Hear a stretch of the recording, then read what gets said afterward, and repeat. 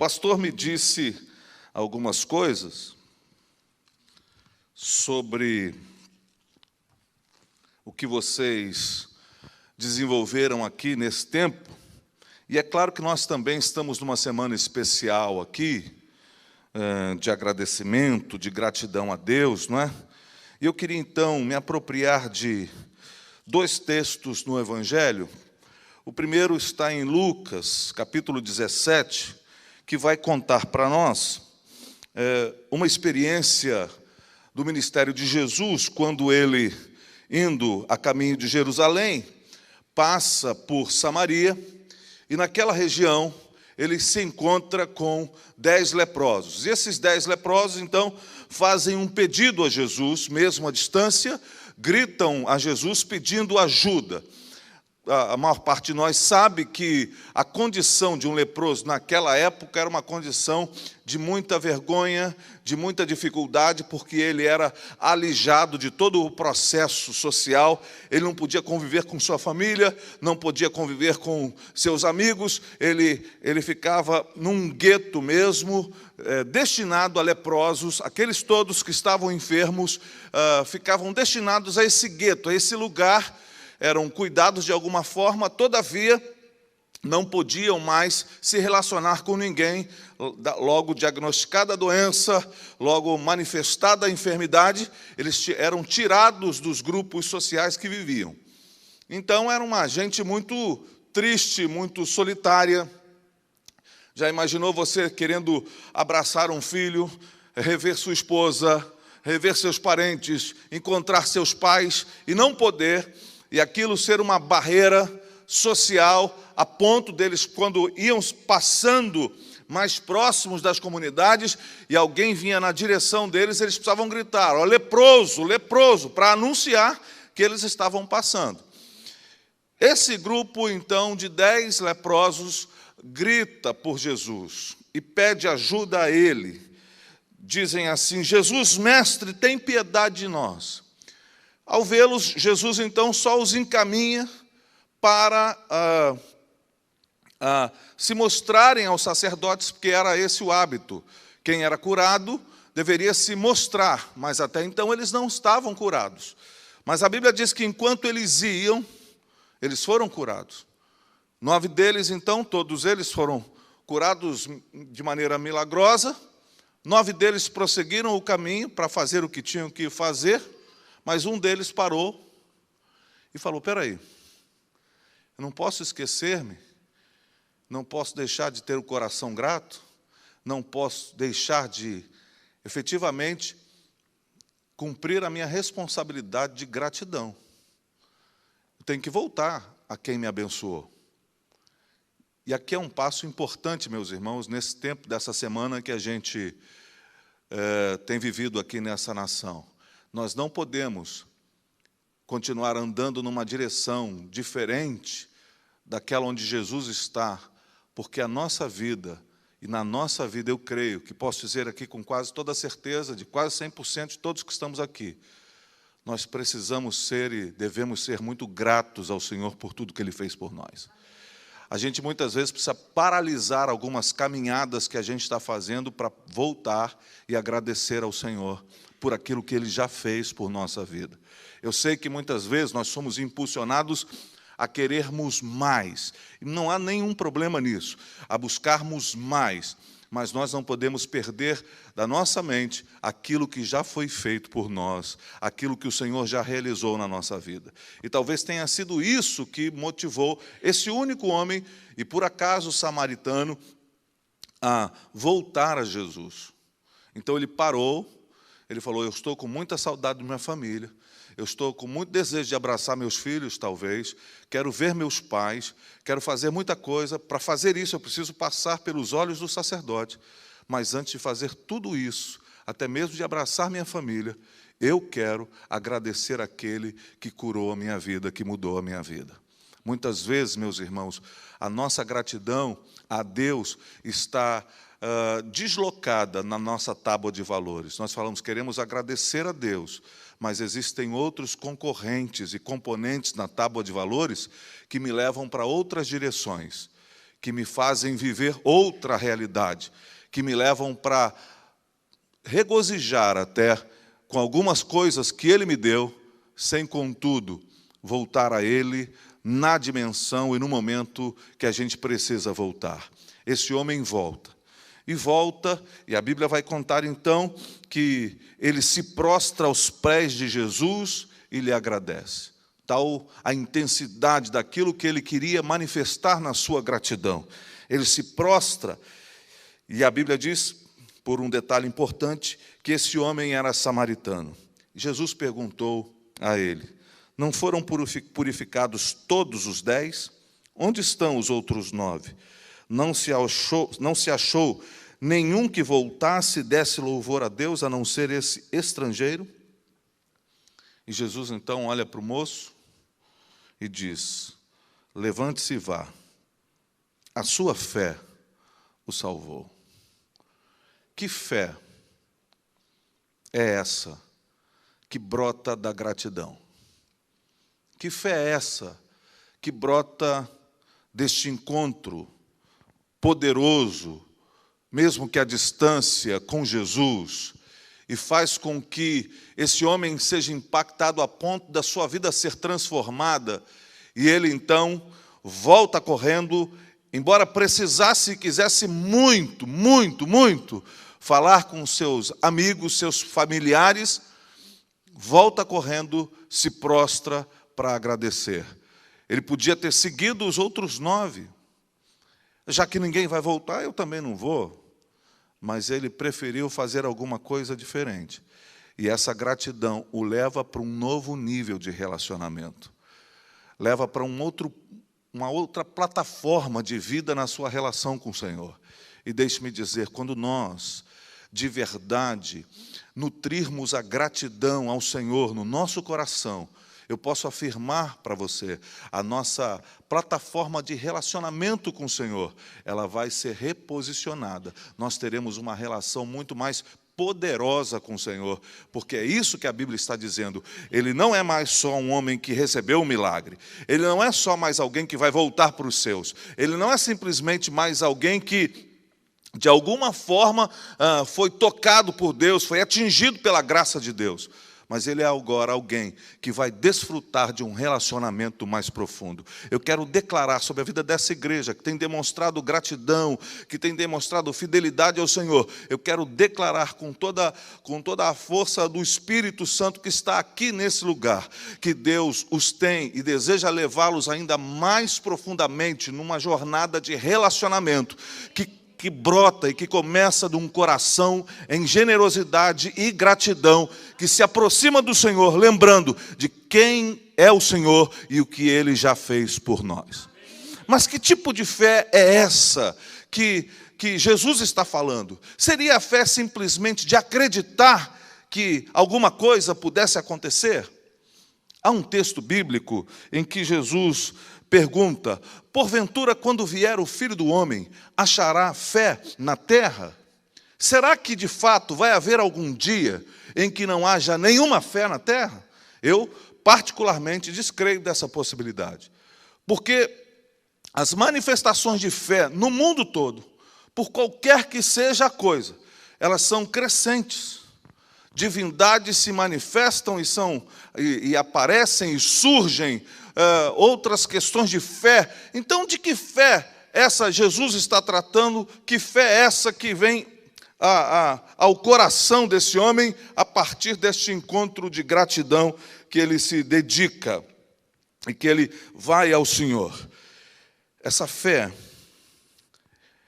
ela está muito para além das coisas que a gente pode simplesmente entender ou definir como conceitual. Ela é uma fé que antagoniza, não com a incredulidade meramente, mas muitas vezes a gente não pensa nela desta forma. E aí eu queria levá-los ao texto do Evangelho de Marcos, no capítulo 4, versículos 35 a 41, quando há um episódio muito curioso no texto bíblico. Naquele dia, ao anoitecer, disse ele aos seus discípulos: vamos para o outro lado. Deixando a multidão, eles o levaram no barco, assim como estava. Outros barcos também o acompanhavam. Levantou-se um forte vendaval, e as ondas se lançavam sobre o barco, de forma que este ia se enchendo de água. Jesus estava na popa, dormindo com a cabeça sobre um travesseiro. Os discípulos o acordaram e clamaram: Mestre, não te importas que morramos? Ele se levantou, repreendeu o vento e disse ao mar: Aquiete-se, acalme-se. O vento se aquietou e fez-se completa bonança. Então perguntou aos seus discípulos: Por que vocês estão com tanto medo? Ainda não têm fé? E eles estavam apavorados e perguntaram uns aos outros: Quem é este, que até o vento e o mar lhe obedecem? A pergunta de Jesus para os discípulos me pontuou algumas questões para mim muito sérias. Porque quando alguém está com medo, quando alguém está apavorado sob a possibilidade de qualquer catástrofe ou desastre, geralmente, o que a gente diz para essa pessoa é o seguinte: tenha coragem. Tenha coragem, porque a mim me parece que aquilo que seja o antagonismo do medo seja a coragem. Naturalmente, a coragem ganharia um destaque aí nesse texto. Jesus deveria dizer aos seus discípulos que estão num barco, sofrendo aquela inquietação de uma tempestade, de um barco que está enchendo de água e as ondas batendo o barco para todos os lados. Jesus deveria dizer: vocês não têm coragem? Por que vocês estão com medo? Mas Jesus diz: vocês não têm fé? Que fé é essa que antagoniza o medo? Que fé é essa que pode fazer com que as pessoas vençam momentos, vençam dificuldades, vençam circunstâncias que podem, muitas vezes, nos paralisar? De que fé Jesus está falando? Que tipo de fé é suficiente para me fazer vencer até mesmo o medo da morte? Normalmente chamamos de fé o ato de acreditar em alguma coisa. Seria isso que Jesus estava falando? Acreditar? Bem, eu creio que Jesus estava levando os seus discípulos, como deseja levar a todos nós, para um nível de entendimento sobre fé muito profundo. E eu sei que vocês já viveram aqui pelo menos 11 ministrações muito fortes sobre fé. E eu não quero aqui absolutamente acrescentar, apenas contribuir com uma reflexão. Se nós construirmos um pensamento sobre a fé genuína, ou seja, se chamarmos esta fé em Jesus, esta fé cristã, de uma fé genuína, nós estamos também dizendo que há, paralelamente a esta fé genuína, uma pseudo-fé. Uma fé que pode aparentar ser, que na verdade não é. Mas nessa pseudo-fé cristã que nós estamos vendo nesse tempo, algumas coisas elas têm como características que eu gostaria de pensar com vocês.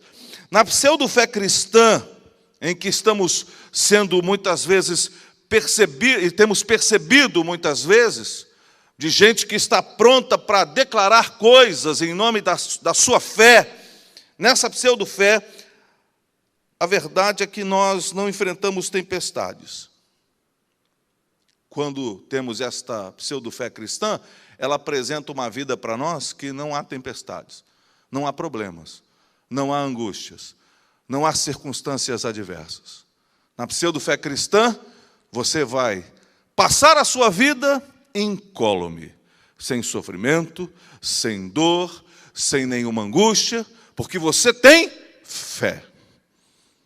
Também ela vai dizer que você não sofre derrotas. Por exemplo, essa fé pseudo-cristã não serve para um botafoguense como eu. Porque tudo que a gente entende bem é de derrota. A gente começa o Campeonato Brasileiro querendo fazer 45 pontos. O botafoguense não começa o campeonato querendo ser campeão, ele começa a fazer 45 pontos. E aí a gente... Então, a pseudo-fé cristã aponta para uma irrealidade, que vai dizer para você, olha, se você tiver fé, nada vai te atingir. Se você tiver fé, nada vai te constranger. Se você tiver fé, nada vai te abalar. Se você tiver fé, nada vai acontecer de errado com você. E a gente precisa pensar sobre isso com os olhos desta fé que Jesus disse a esse leproso, esse ex-leproso: a tua fé te salvou. Essa pseudo-fé não se submete a sentimentos desajustados, ela alcança tudo, vence tudo, supera tudo e passa por cima de tudo.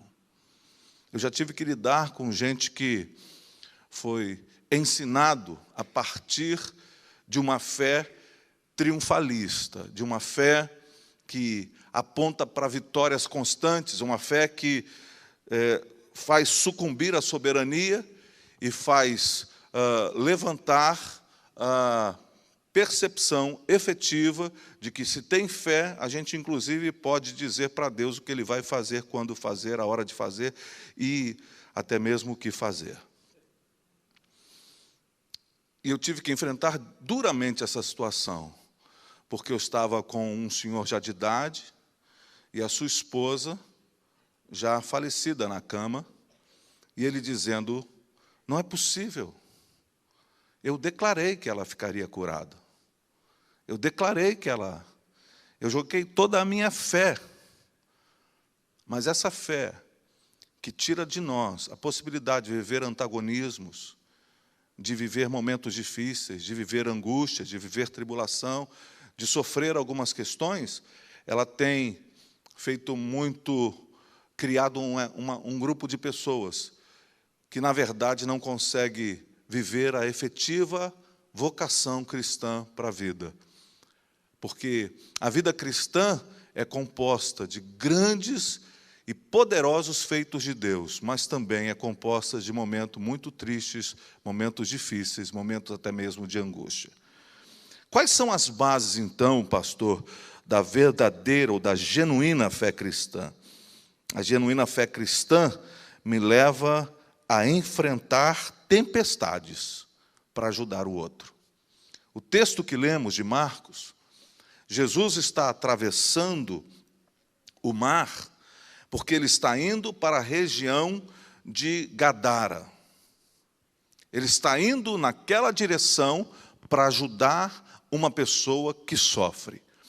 Deixe-me dizer uma coisa: a genuína fé que brota do coração daquele que tem um encontro com Jesus, não vai mais só se importar consigo mesmo, não vai olhar só para si mesmo, não vai desejar o sucesso só de si mesmo, mas ele tem absoluto interesse pelas questões que envolvem a vida daquele que está próximo dele, daquele que precisa da ajuda dele. Então, a genuína fé cristã me leva a entender que eu posso até mesmo passar por tempestades violentíssimas, mas eu preciso passar por elas indo na direção de ajudar as pessoas que me cercam.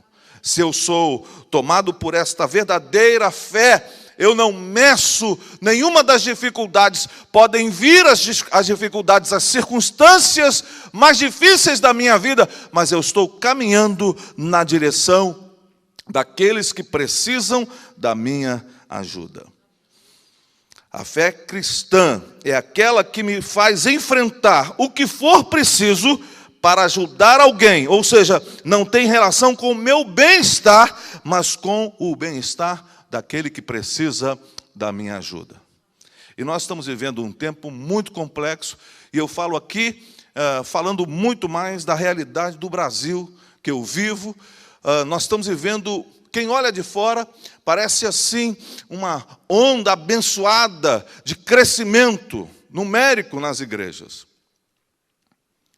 Mas, quando a gente chega mais de perto, e a gente analisa mais as coisas, o que a gente percebe é muita gente que está aderindo a uma suposta fé evangélica para se ver livre dos problemas, para se ver livre das suas dores, e não para viver uma experiência de relação com o Senhor que o leva a entender o outro como objetivo e fonte das maiores energias para que ele vá e ajude as pessoas que o cercam. Vivemos um crescimento e as pessoas falam, meu Deus, o Brasil, o número de crentes, mas os nossos problemas não diminuem, os índices das nossas dificuldades são poderosamente firmados, porque eles não serão destruídos por uma fé que possa se aderir sem um encontro poderoso com Jesus. A fé cristã, de fato genuína, ela vai me levar a ajudar, a estender a mão para o próximo, a olhar para o outro e dizer, eu estou vivendo um momento difícil, mas o meu irmão aqui precisa da minha ajuda. A genuína fé cristã me leva a não considerar essenciais questões existenciais como vida e morte. Não é importante para alguém que, tendo tido um encontro com Jesus, meu Deus, será que... meu Deus, chegou a minha hora. Tem gente que, embora esteja na igreja, quando fala alguma coisa sobre morte ou vida, a pessoa entra em pânico. E já ouviram uma expressão... eu não quero criticar quem o diga ou quem a diga, mas a gente geralmente atrela assim e diz, Deus é fiel quando alguma coisa que a gente gostou que acontecesse, aconteceu. Por exemplo, eu tive lá na igreja, uns 6 meses para cá, 2 questões muito graves. Uma delas... uma moça, Viviane, teve a sua 2ª filha. E Vivi foi para casa com a Antonella e, de repente, começou a passar mal. Foi para o hospital e foi diagnosticada com uma síndrome chamada SARA, síndrome da angústia respiratória aguda. Esta síndrome leva à morte quase que 100% de quem é tomado e atacado por ela. Vivi ficou muito mal. Os médicos disseram que ela ficou com 5% de chances de sobreviver. Nós começamos a orar.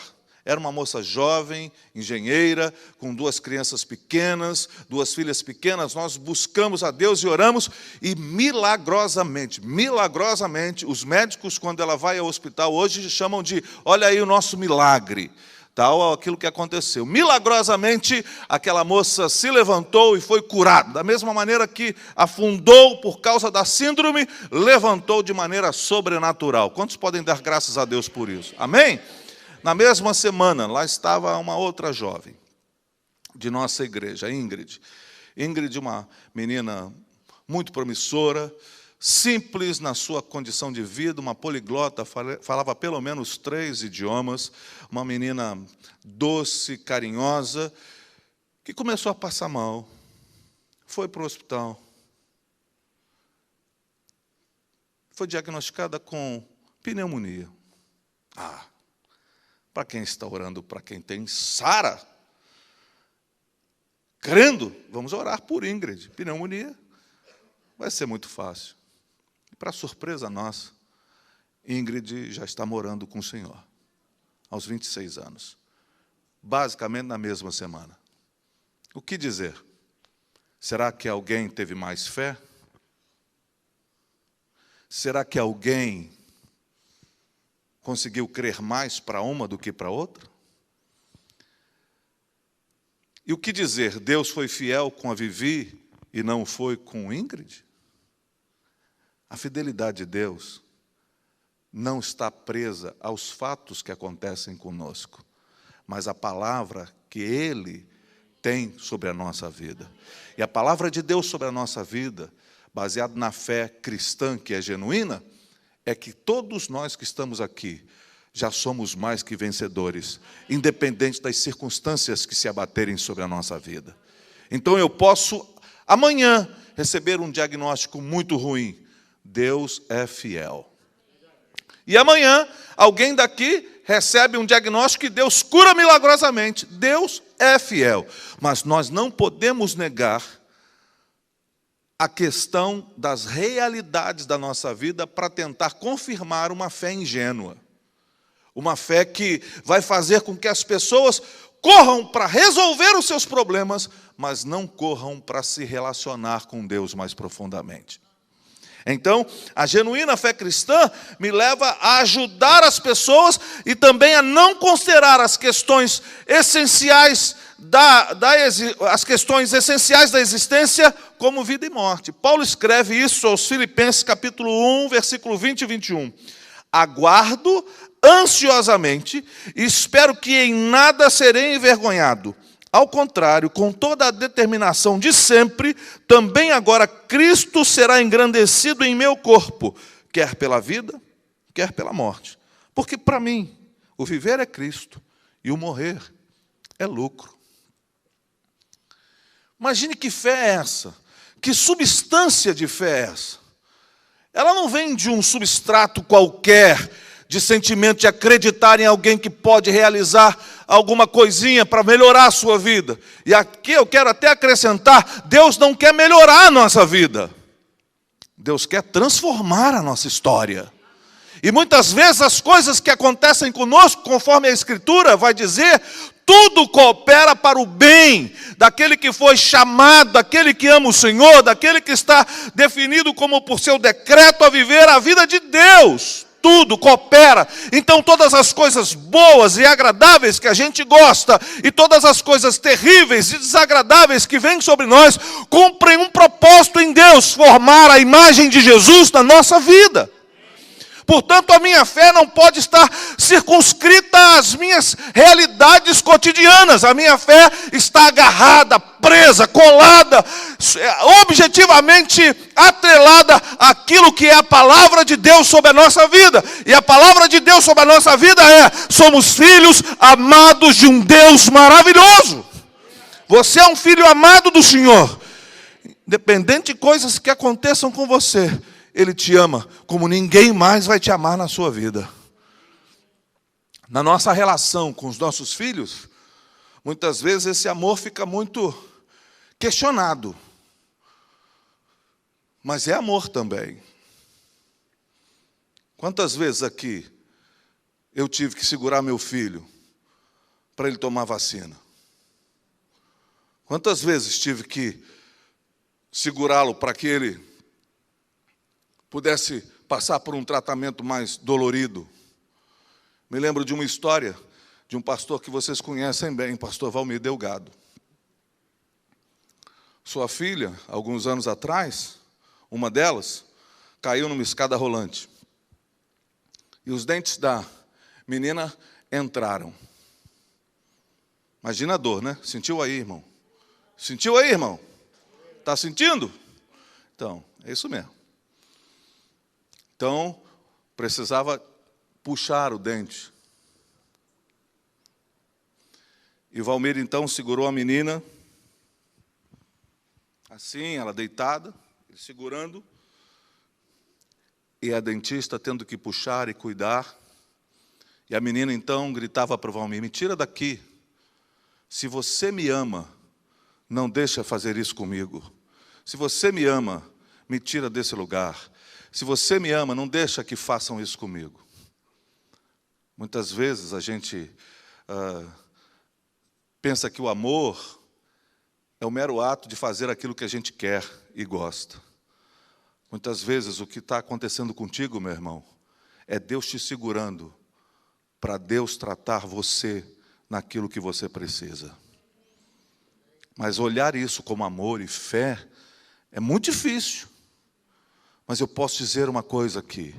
Da mesma maneira que Isaías, quando o rei Uzias morreu, e ele foi orar ao Senhor, e ele viu o Senhor assentado no alto e sublime trono, e os anjos cantando: Santo, Santo, Santo é o Senhor dos exércitos, toda a terra está cheia da sua glória.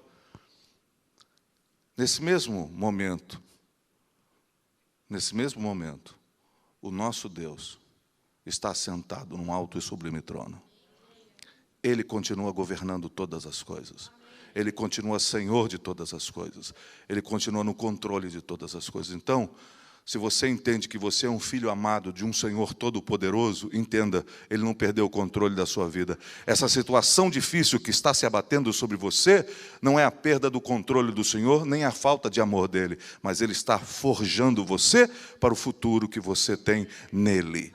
Ele está forjando você. Mas muitas vezes, a gente fica construindo uma fé que sucumbe as pressões e as dificuldades da vida, e a questão existencial é uma delas. Ai, meu Deus, a qualquer sombra de qualquer enfermidade, a gente já fica desesperado. Não estou dizendo que a gente vai gostar da enfermidade, mas o que eu vou dizer é o que Paulo disse: para mim não importa. Eu sei que o nome do meu Senhor será glorificado, tanto na minha vida quanto na minha morte. Eu estou pronto, porque para mim viver é Cristo, mas lucro mesmo. E uma sociedade como a nossa gosta de lucro.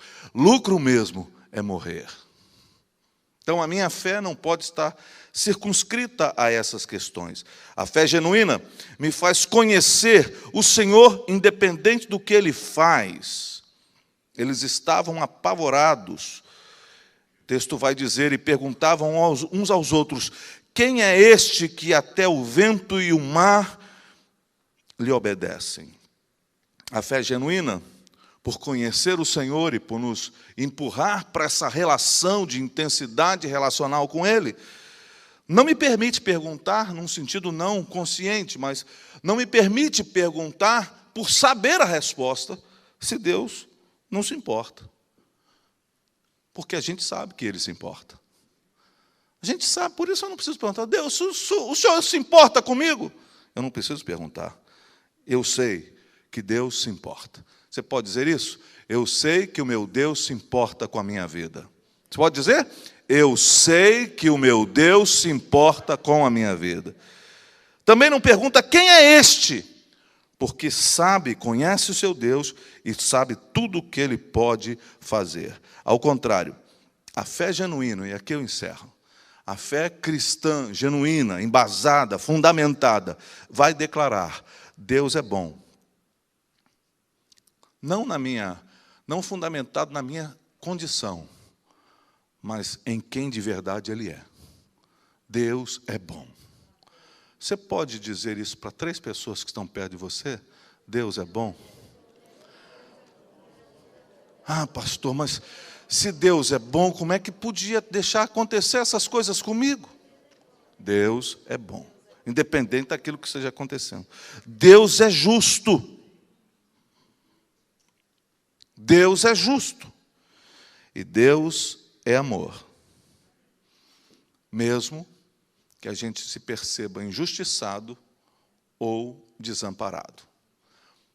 Uma pessoa que tem um encontro com Jesus e nele brota a genuína fé, vai passar pela vida declarando: Deus é bom, independente das coisas que aconteçam. Deus é justo, independente das circunstâncias da minha vida. Deus continua sendo o Deus maravilhoso e Deus de amor. Ele é amor. Deus me ama. Nós vamos passar a vida, independente das nossas lutas, independente das nossas crises, independente das nossas dores, conscientes de quem é o Senhor para a nossa vida. Deus abençoe aos irmãos nessa jornada de fé e gratidão, mas uma gratidão que me leva a encontrar com a genuína fé cristã que me faz viver para além das circunstâncias da minha vida. Deus abençoe os irmãos, em nome de Jesus.